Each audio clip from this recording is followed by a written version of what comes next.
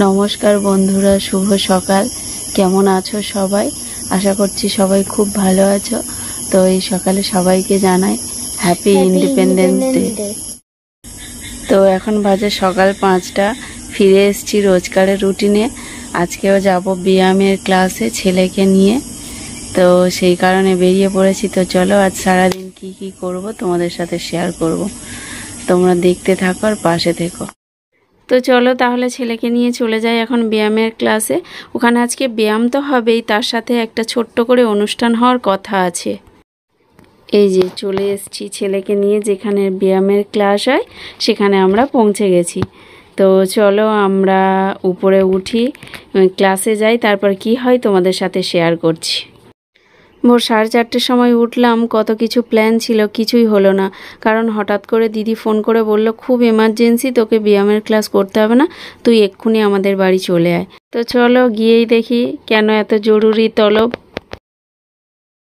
তো দেখো বন্ধুরা, মুখটা অনেকটা মলিন হয়ে গেছে। কেন তোমাদেরকে বলছি, দিদির বাড়ি থেকে আমি এখন বাড়ি ফিরছি, শাড়ি পরে ছেলে স্কুলে যাব, তারপরে গিয়ে তোমাদেরকে বাকি কথা বলছি।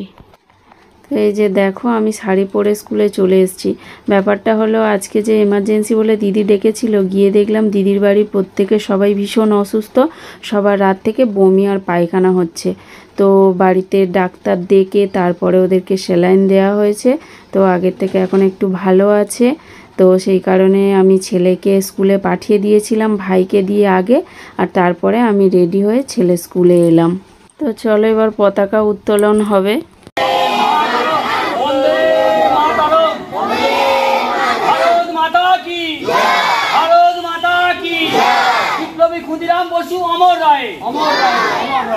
ছেলেকে রেডি করে ভাইকে দিয়ে তো আগেই পাঠিয়ে দিয়েছিলাম, ভেবেছিলাম আমি আর স্কুলে যাব না, কিন্তু আসতে বাধ্য হলাম, কারণ দিদির মেয়ে চাঁদনি, ওরও শরীর খারাপ, কিন্তু ওষুধ খেয়ে এখন একটু ঠিক আছে, খুব মন খারাপ করে বসে আছে, ও স্কুলে যেতে পারেনি সেই জন্য।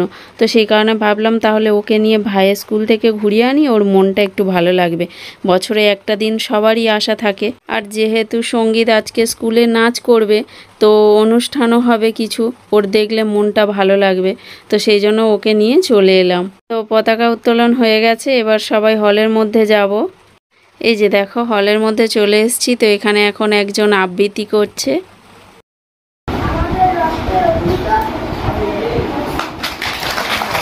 তো এবার দেখো, একজন ক্যাসিও বাজাবে, স্কুলেরই স্টুডেন্ট, তো সবাইকে ক্যাসিও বাজিয়ে শোনাবে।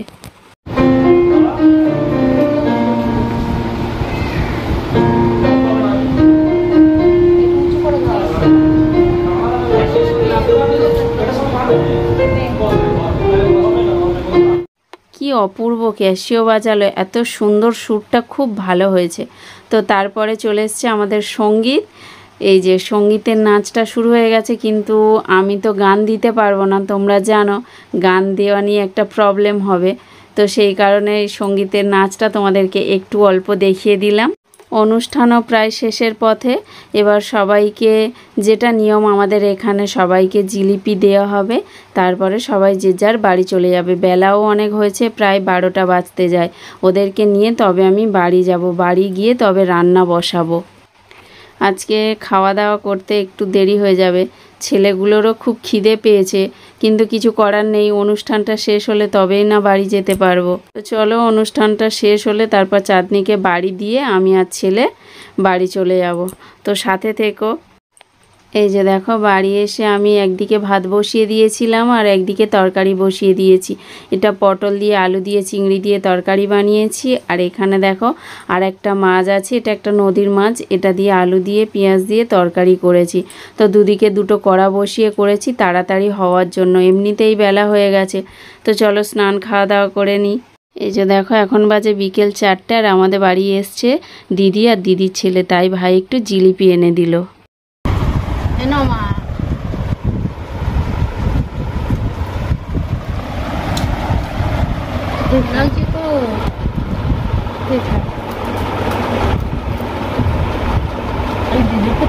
ভালো মজমজে আছে, ভালো ভালো দেখো, মনে হচ্ছে ভালো। না বাবু, একটা খাও। খাচ্ছ? তুমি থ্যাংক ইউ বলে দাও।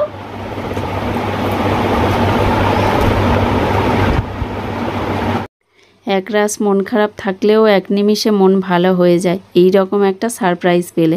তো এই সারপ্রাইজটা আমার ছেলে আমাকে দিয়েছে ইন্ডিপেন্ডেন্স ডেতে। তো দেখো উপরে একটা পতাকা এঁকেছে আর এখানে লেখা আছে 15ই আগস্ট 2024 আর দুজন এখানে পতাকা নিয়ে স্যালুট করছে।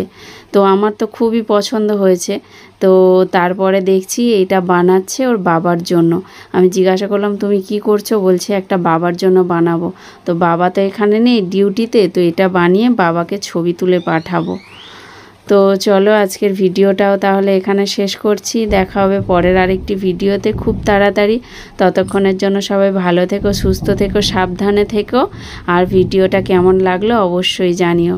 আর আমার ছেলে যে সারপ্রাইজটা দিল সেটা তোমাদের কেমন লাগলো সেটা অবশ্যই জানিও। তো চলো তাহলে আজকের মতো টাটা।